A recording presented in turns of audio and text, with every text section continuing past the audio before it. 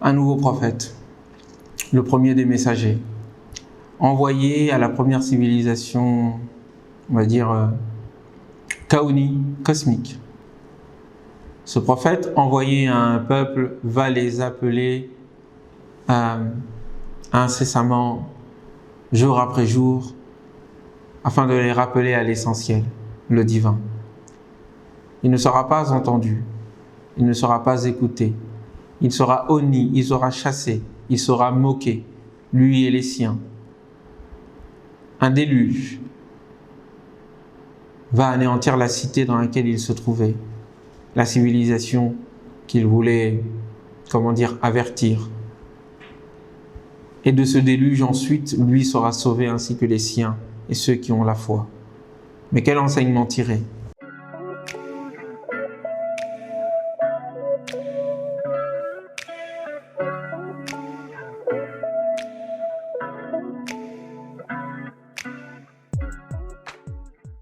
Assalamu alaikum wa rahmatullah, que la paix soit sur vous.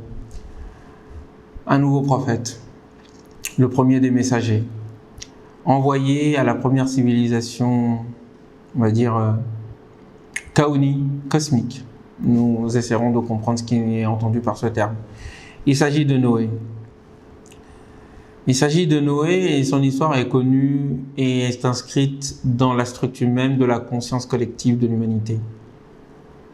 Ce prophète envoyé à un peuple va les appeler incessamment, jour après jour, afin de les rappeler à l'essentiel, le divin. Il ne sera pas entendu, il ne sera pas écouté, il sera honni, il sera chassé, il sera moqué, lui et les siens. Un déluge va anéantir la cité dans laquelle il se trouvait, la civilisation qu'il voulait, avertir. Et de ce déluge ensuite, lui sera sauvé ainsi que les siens et ceux qui ont la foi. Mais quel enseignement tirer ? Vous connaissez sans doute cette histoire. Mais quel enseignement tirer ? Pourquoi cette histoire nous est racontée dans le Coran ? Et comment d'ailleurs le Coran nous la raconte ? C'est une histoire fondatrice, c'est une histoire inscrite dans la conscience collective de l'humanité. Toutes les civilisations d'une manière ou d'une autre ont une histoire de Noé et du déluge et de la catastrophe, de la destruction ou de l'humanité ou de la cité en question. Nous verrons de quoi il s'agit. S'il s'agit d'un déluge qui comprend toute la Terre et la planète, ou il s'agit d'un déluge circonstancié plutôt, et restreint à une région particulière de l'humanité, ou plutôt de la Terre. Noé donc. Et il est indiqué dans plusieurs sourates, une sourate d'ailleurs porte son nom, celle de Noé. Inna arsalna Nuhan ila qawmihi. Nous, Dieu, avons envoyé Noé vers son peuple. An andir qawmaka. Et la mission de Noé et la raison de son envoi, avertis donc ton peuple min qabli an ya'tiyahum adhabun alim, avant que un châtiment douloureux ne leur vienne. Dans la sourate Hud, la 11e sourate, cela est raconté ainsi. Et nous allons essayer de comprendre en fait la raison pour laquelle ce peuple a été anéanti et quelles étaient ses caractéristiques socio-culturelles et spirituelles. À travers la description même qu'en fait le Coran, dans leur dialogue même. La sourate Hud, la 11e sourate, il est ainsi dit « وَلَقَدْ أَرْسَلْنَا نُوحًا » Nous avons certes auparavant envoyé Noé ila qawmihi, vers son peuple. Inni lakum nadhirun mubin, je suis pour vous un avertisseur évident. Alla ta'budu illallah, le contenu de ce message, Alla ta'budu illallah, n'adorez rien d'autre si ce n'est Dieu. Inni akhafu alaykum adhaba yawmin alim, car je crains pour vous, j'ai peur pour vous, je crains pour vous le jour d'un châtiment douloureux. Écoutez bien. قال الملأ الذين كفروا من قومه. Lui répondit alors l'oligarchie, le groupe, les riches, la classe dominante, les dominants négateurs parmi son peuple. ما نراك إلا بشرا مثلنا. Nous ne te voyons que comme un être humain comme nous.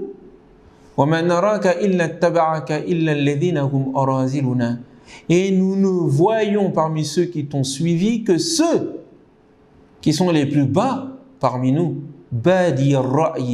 Dont l'opinion n'est même pas, on ne tient même pas compte de leur opinion et de leur avis. Et d'ailleurs, nous ne voyons aucune faveur, aucune supériorité chez vous sur nous.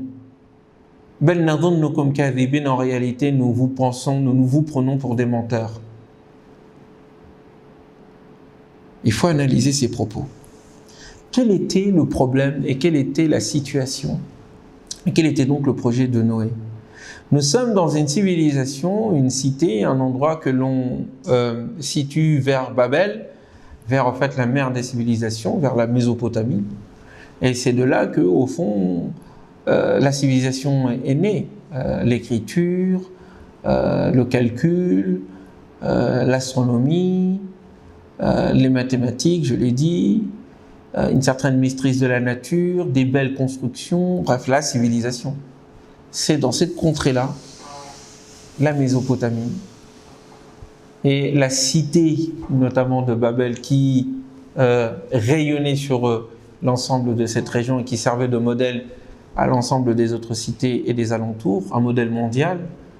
C'est dans ce milieu-là que Noé serait au fond né et a été envoyé pour être le prophète. Mais peu importe le lieu, peu importe l'époque, ce qui compte, c'est l'histoire et ce que l'on peut en tirer.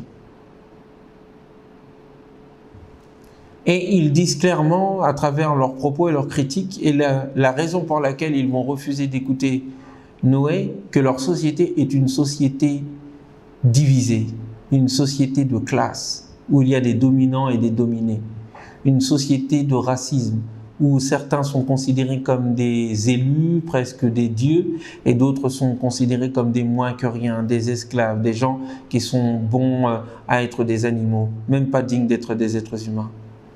Vous allez me dire, mais d'où tu tires cela? De l'argument même de du peuple de Noé. Déjà, le Coran les décrit comme étant la classe dominante, al-mala. Et ce sont, dans toutes les histoires qui nous sont racontées par le Coran, et l'histoire des rencontres entre les peuples et les prophètes qui leur sont envoyés, il y a toujours la classe dominante qui s'oppose frontalement aux prophètes et ensuite vont manipuler le reste de la population pour s'opposer à ce dit prophète et à ne pas l'écouter. Le Coran parle tout le temps de al-mala. Qala al-mala'u alladhina istakbaru min qawmihi. L'oligarchie ou les dominants qui se sont enorgueillis parmi son peuple lui ont répondu. Qala al-mala'u alladhina kafaru min qawmihi. Les négateurs ou l'oligarchie ou la classe dominante qui a nié Dieu parmi son peuple lui ont répondu. Le Coran met en lien souvent l'arriération, la régression des sociétés et des cités dans celle de ceux qui dominent et dans celle de ceux qui sont dans le luxe. Le luxe et la domination les faisant perdre pied et les plongeant dans une illusion, de ce que les Grecs appelaient l'hubris, l'orgueil, et ensuite vont diriger le reste de la population qui vont être des suiveurs dans le précipice et dans l'anéantissement et dans la destruction. Très bien. Donc, il y a une classe dominante qui a une certaine vision de l'humanité et il dit clairement, premièrement, toi qui dis venir de Dieu, nous ne te croyons pas parce que tu es comme nous. On ne voit pas, nous nous sentons supérieurs, on est au-delà. Toi, tu dis que tu viens de Dieu, si tu ne viens pas d'une race supérieure, si tu ne viens pas de ce qui est au-delà de l'humanité, de l'être humain, si tu n'es pas un ange, si tu n'es pas divin, si tu n'es pas angélique, nous ne voyons pas en quoi est-ce que nous te suivrons. Premièrement. Deuxièmement, ceux qui te suivent d'ailleurs sont des moins que rien. Ils ne sont pas dignes de nous. Cela dit des choses de ton message. Ton message n'est pas digne de nous, car ton message n'est suivi que par ceux qui ne sont pas nos égaux. Troisièmement, vous n'avez aucun mérite nous ne vous reconnaissons pas comme étant supérieurs à nous. Donc nous n'avons pas à vous suivre. Et si vous vous targuez d'avoir la foi, et que vous vous targuez de suivre une révélation de la part de Dieu, c'est que vous pensez et vous voulez vous mettre au-dessus de nous. Or, au-dessous de nous, il n'y a rien. Et que, en conséquence, si ce que vous appelez le bien vient de vous, cela donc n'est pas bien puisque cela n'est pas de nous.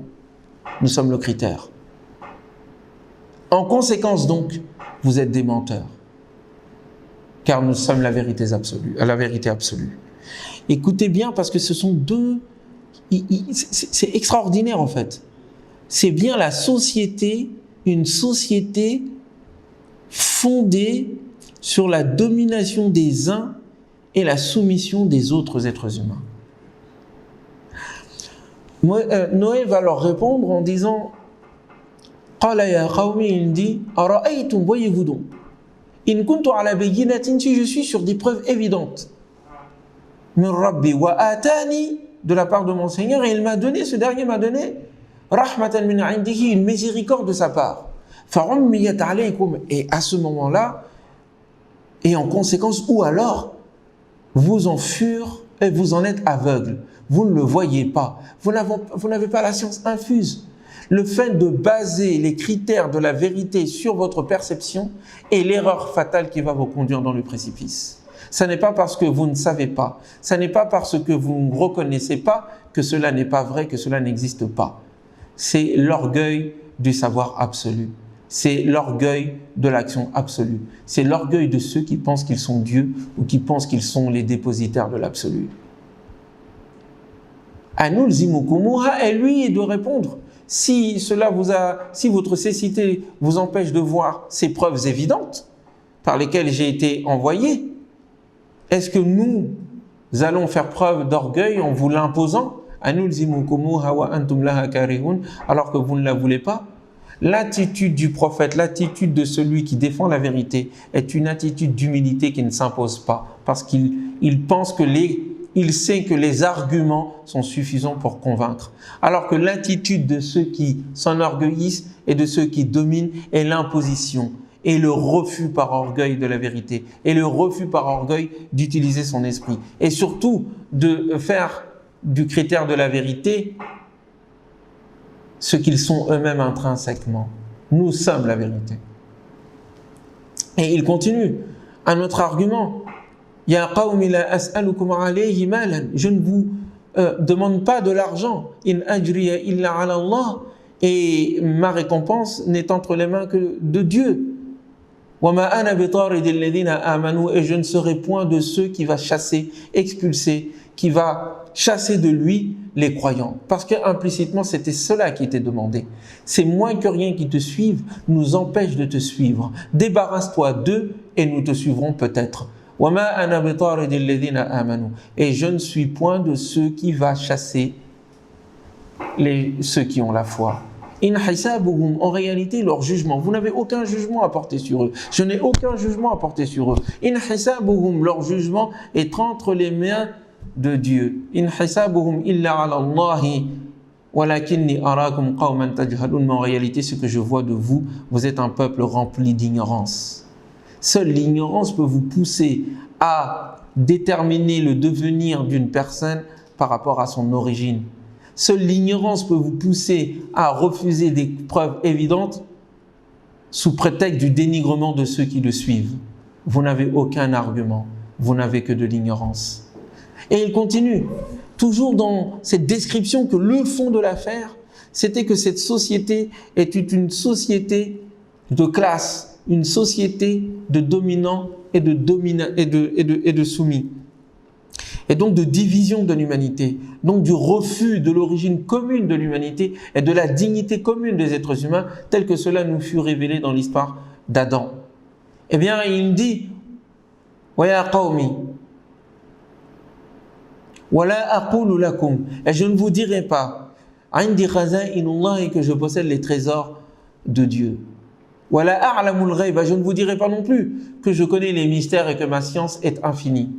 Non, non, non. Un prophète, un homme de Dieu, un envoyé de Dieu ne se targue pas d'être infaillible. Ne se targue pas d'avoir les richesses infinies. ses capacités sont limitées et il le reconnaît et il l'accepte, et ses connaissances sont limitées et il le reconnaît et il l'accepte, mettant l'infini des possessions et l'infini de la connaissance entre les mains du seul vrai possesseur de ces deux choses, Dieu. Écoutez l'humilité d'un prophète. Quelqu'un qui vient vous voir et il vous dit qu'il a l'ange qui vient murmurer à son oreille et qu'il connaît l'infaillible et qu'il connaît l'inconnu, qu'il est infaillible et qu'il connaît les mystères, est un bonimenteur. Il veut asseoir en réalité son pouvoir.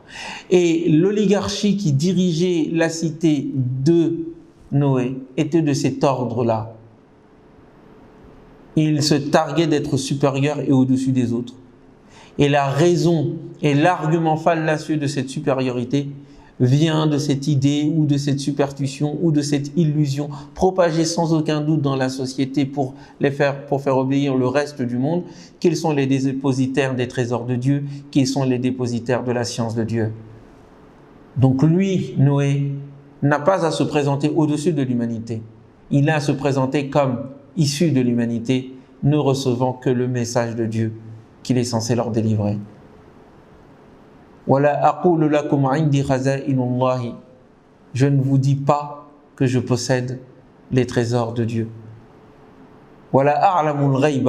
Et je ne connais pas les mystères.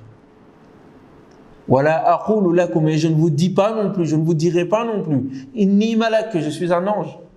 Voilà les trois critères. Si Noé avait fondé pour ces ignorants son message en disant que il est Dieu, car il a les trésors infinis de Dieu et qu'il connaît les mystères, seul Dieu possède ces deux caractéristiques, ou bien qu'il est un ange, alors peut-être qu'ils auraient entendu, peut-être qu'ils auraient écouté. Et cela dit aussi la conception qu'ils ont de la religion et la conception fallacieuse qu'ils ont des prophètes et du message et de la relation que Dieu a envers l'humanité. La première des choses, c'est que Dieu ne considère pas l'humanité comme quelque chose de bas.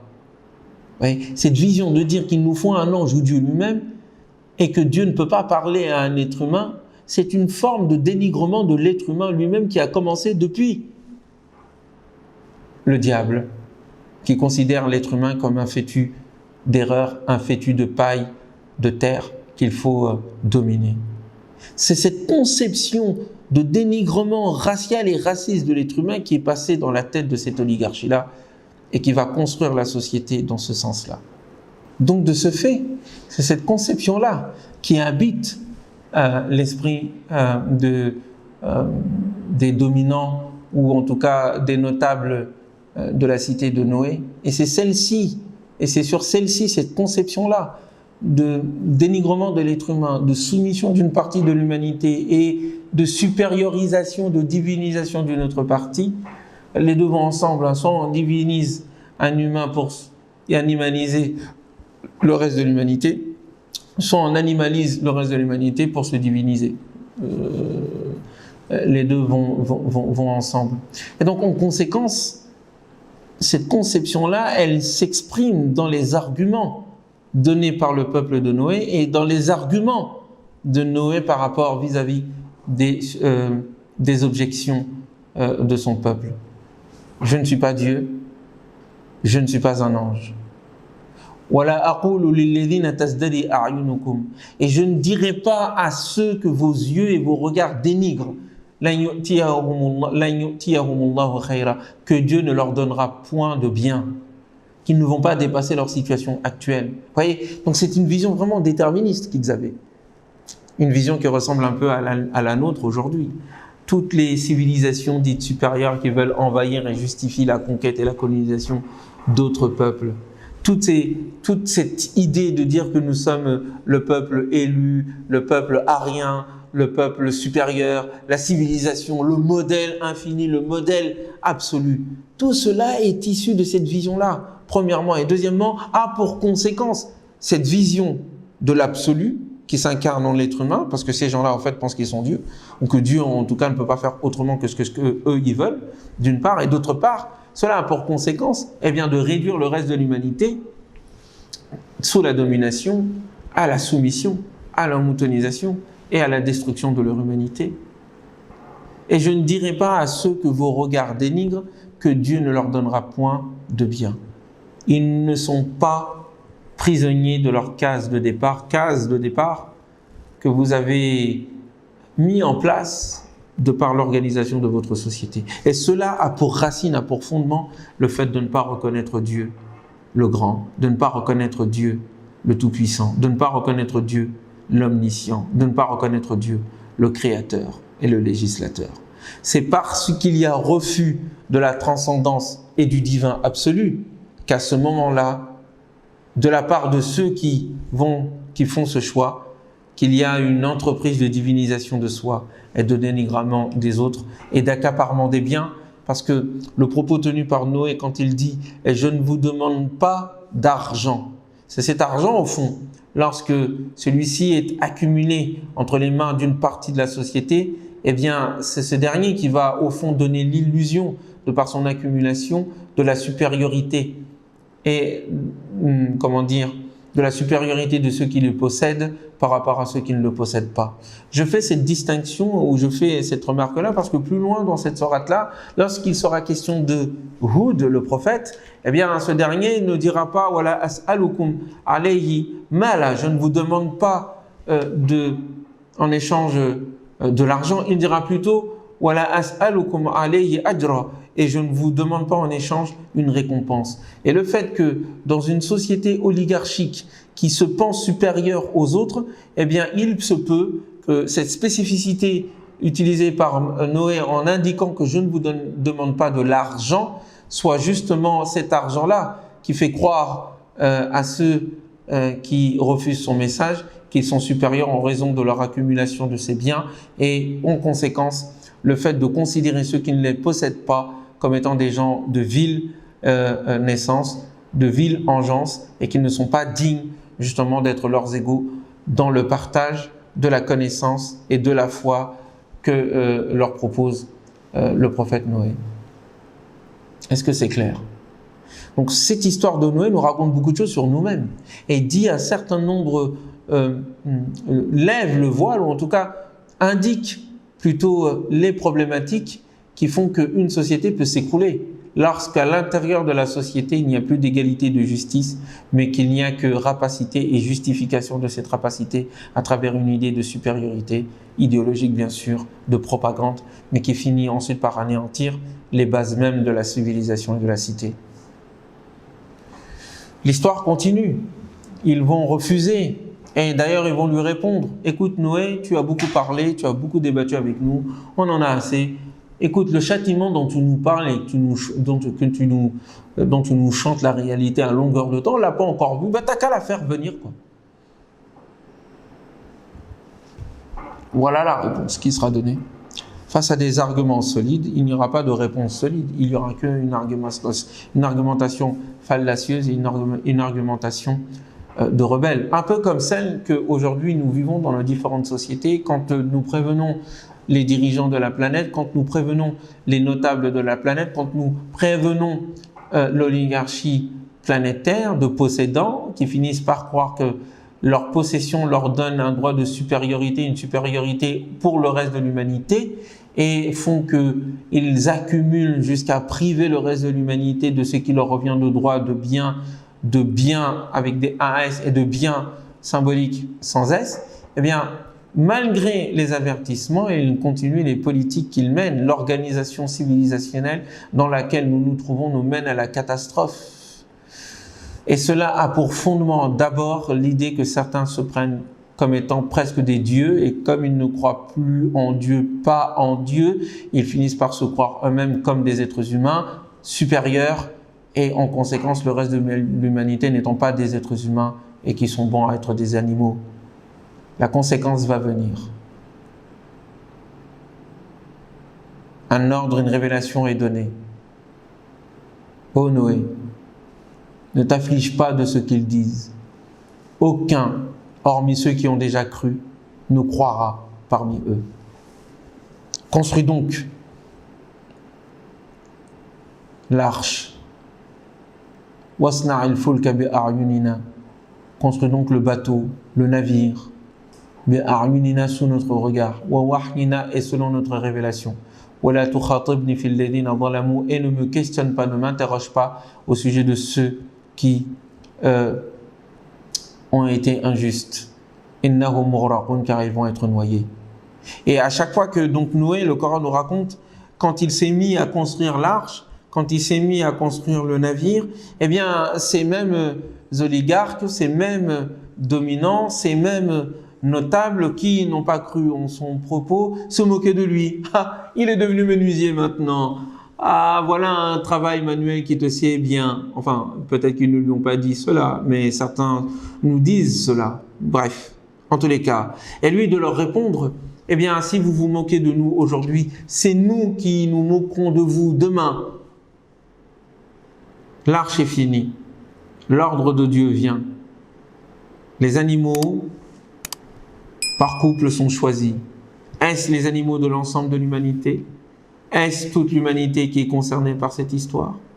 Est-ce que le déluge va descendre et anéantir toute la planète? C'est ce que nous allons voir, si Dieu le veut, dans la prochaine émission, dans la prochaine discussion que nous allons avoir autour de l'histoire de Noé.